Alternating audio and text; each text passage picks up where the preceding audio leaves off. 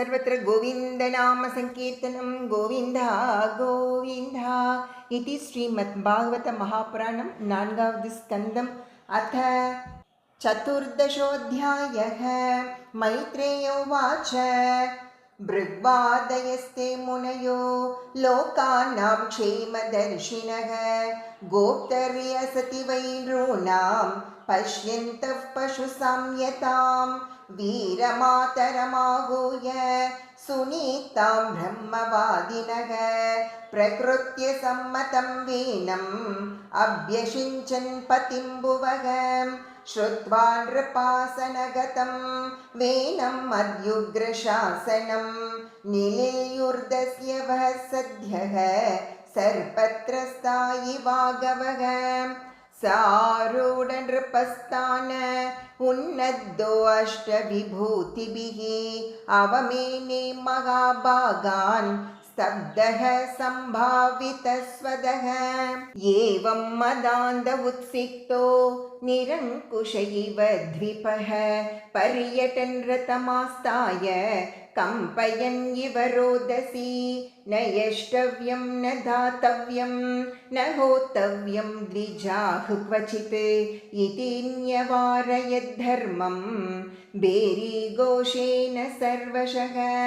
वेनस्यावेक्ष्य मुनयो दुर्वृत्तस्य विचेष्टितं विमृश्य लोकव्यसनं कृपयोचुः स्म सत्रिणः अहो उभयतः प्राप्तं लोकस्य व्यसनं महत् दारुण्युभयतोद्दीप्त इव तस्करपालयोः अराजकभयाद्येष कृतो राज्यादधर्हणः ततोऽप्यासीद् भयं त्वद्य कथं स्यात् स्वस्ति देहिनाम् अहेर्यिव पयः पोषः पोषकस्याप्यनर्थभृत् वेनः प्रकृत्यैव कलह सुनीता गर्भसम्भवः निरूपितः प्रजापालः स जिघांसति वै प्रजाः तथापि सान्त्वये मामुं नास्मांस्तत्पातकं स्पृशेत् तद्विद्वद्भिरसद्वृद्धो वेनोऽस्माभिः कृतो नृपः सान्त्वितो यधिनो वाचं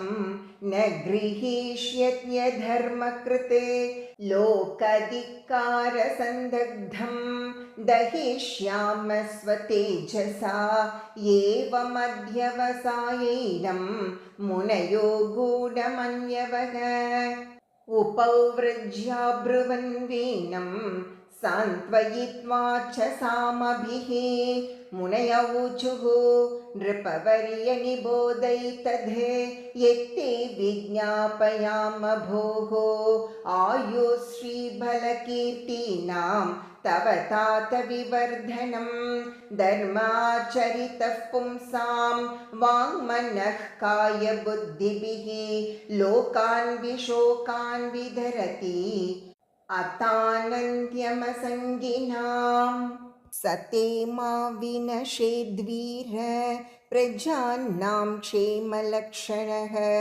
यस्मिन् विनष्टे नृपतिः ऐश्वर्याधवरोहति राजन्नसाध्वमात्येभ्यः चोरादिभ्यः प्रजा नृपः रक्षन् यथा बलिं गृह्णन् इह प्रेत्य च मोदते यस्य राष्ट्रे पुरे चैव भगवान् यज्ञपूरुषः युज्यते स्वेन धर्मेण जनैर्वर्णाश्रमान्वितैः तस्य राज्ञो महाभाग भगवान् भूतभावनः परितुष्यति विश्वात्मा तिष्ठतो निजशासने तस्मिं स्तुष्टे किमप्राप्यं जगतां ईश्वरेश्वरे लोकाः सपालाः ये तस्मै हरन्ति बलिमादृताः तं सर्वलोकामरयज्ञसङ्ग्रहं त्रयीमयं द्रव्यमयं तपोमयं यज्ञैर्विचित्रैर्यजतो भवायते राजन् स्वदेशान् अनुरोद्धुमर्हसि यज्ञेन युष्मद्विषये द्विजातिभिः वितायमानेन सुराः कलाहरेः स्विष्टाः सुतुष्टाः प्रतिशन्ति वाञ्छितं तद्हेलनं नार्हसि वीरचेष्टितुं वेन उवाच बालिशाभत यूयं वा अधर्मे धर्ममानिनः ये वृत्तिदं पतिं हित्वा जारं पतिम् उपासते अवजानन्त्यमी मूढा नृपरूपिणम् ईश्वरं नानुविन्दन्ति ते भद्रम् इह लोके परत्र च को यज्ञपुरुषो नाम यत्र वो भक्तिरीदृशी भर्तृस्नेहविधुराणां यथा जारे कुयोषितां विष्णुर्विरिञ्चो गिरिश इन्द्रो वायुर्यमो रविः पर्जन्यो धनधः सोमः क्षितिरग्निरपां पतिः एते चान्ये च विबुधाः प्रभवो वर्षापयोः देहे भवन्ति नृपतेः